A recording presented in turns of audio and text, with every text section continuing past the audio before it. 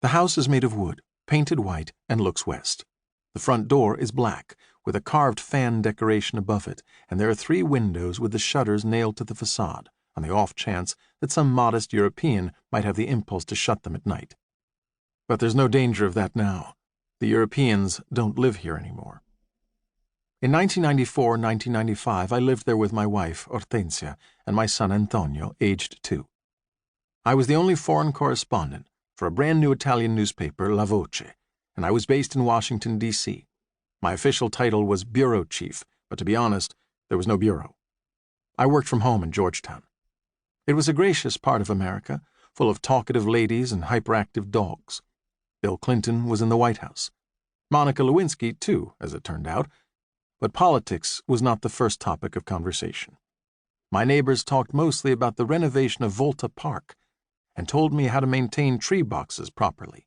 They suspected that as a newcomer, I'd be inattentive and possibly sloppy. We left one morning in May 1995, after holding a yard sale that amused the neighbors and loading a moving truck that angered the wife of the senator from Montana. "Move that truck! I'm married to the senator from Montana!" The truck carried away what was left of our furnishings, to be packed into a wooden crate and shipped to our house in Crema, Italy. Once it had been emptied and painted green, ventilated with a door and windows, and roofed with terracotta tiles, the crate went to live at the far end of the backyard, in the shade of the oak and the plane trees. A perfect playhouse. But the 2-year-old boy has now turned 20. He'd be embarrassed to take his girlfriend into the playhouse, even if we, his parents, would find it romantic. The crate from our move back is baked by sun and drenched by rain. I tell Antonio these things, but he ignores me. He's looking at the American house where he was a toddler, amused rather than moved. "I remembered it as being bigger," he says, forgetting that back then he was smaller. An evening in June, green leaves and blue sky. This time of year, Georgetown is at its best.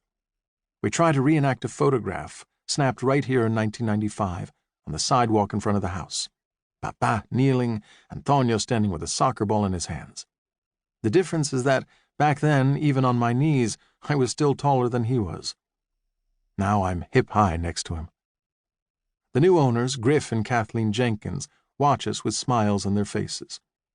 Griff busies himself with a pair of shears, enthusiastically trimming up and down the street to make sure that no branches interfere with the Italian's photography. We've become friends over the years.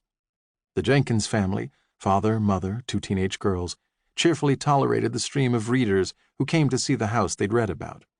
To reassure visitors they had the right place and dissuade them from ringing the doorbell, they fastened a small bronze plaque to the door, engraved with the title of the book that tells the story of our lives behind those windows. Ciao America. An Italian discovers the U.S.